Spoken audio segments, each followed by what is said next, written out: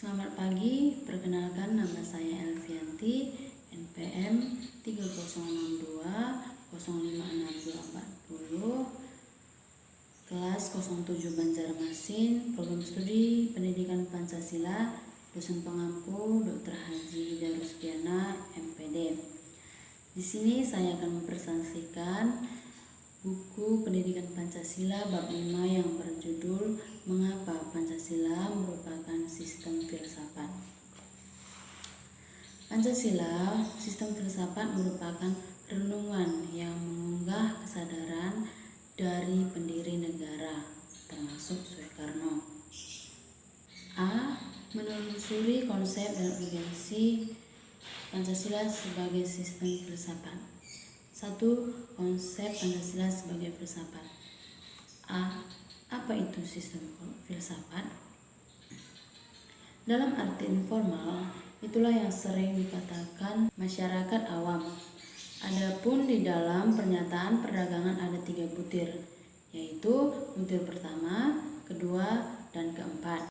Ketiga butir termasuk arti informal, yang artinya kepercayaan atau keyakinan yang diterima tidak secara kritis. B. Urgensi Pancasila sebagai sistem filsafat. Yang pertama, Pancasila memperoleh kekuatan baru.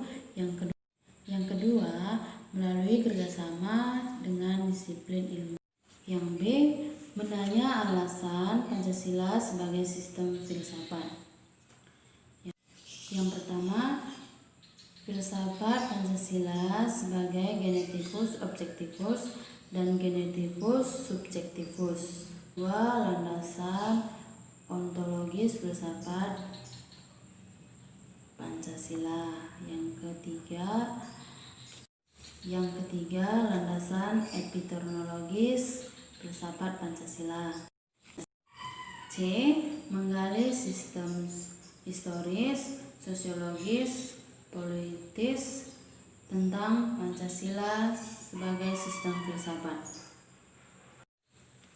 Pertama, sistem sumber historis Pancasila sebagai filsafat. Sila pertama, ketuhanan yang Maha Esa. Sila kedua, kemanusiaan yang adil dan beradab. Sila ketiga, persatuan Indonesia. Sila keempat, kerakyatan yang dipimpin oleh hikmat kebijaksanaan dalam permusyawaratan perwakilan. Sila kelima, keadilan sosial bagi seluruh rakyat Indonesia. Yang D.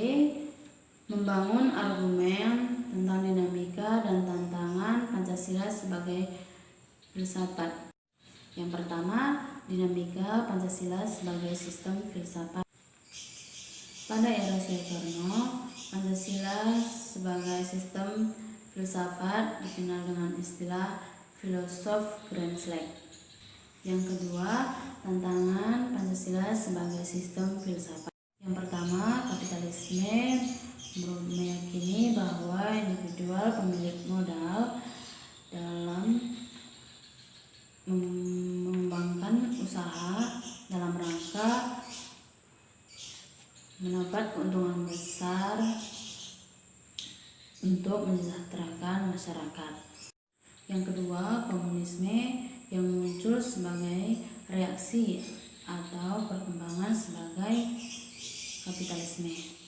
E. Mendeskripsikan esensi dan urgensi Pancasila sebagai sistem filsafat. Yang pertama, esensi, yakni pertama, sila pertama terletak pada keyakinan bangsa Indonesia. Sila kedua, manusia adalah monopluralis.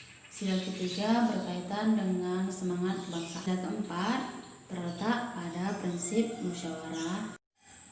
Sila kelima terdiri dari 3 aspek, keadilan distributif, legal, dan komunitatif. Yang kedua, urgensi Pancasila sebagai sistem filsafat.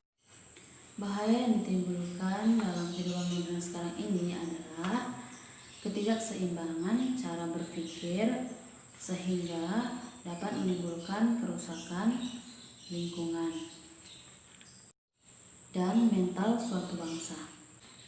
Dan yang terakhir adalah rangkuman. Pancasila sebagai filsafat sudah dikenal sejak para pendiri negara membicarakan dasar filosofis negara dan pandangan hidup negara. Demikian presentasi yang saya sampaikan, lebih dan kurangnya salah dan demikian presentasi yang dapat saya sampaikan. Apabila ada kata yang salah, saya mohon maaf. Sekian dan terima kasih.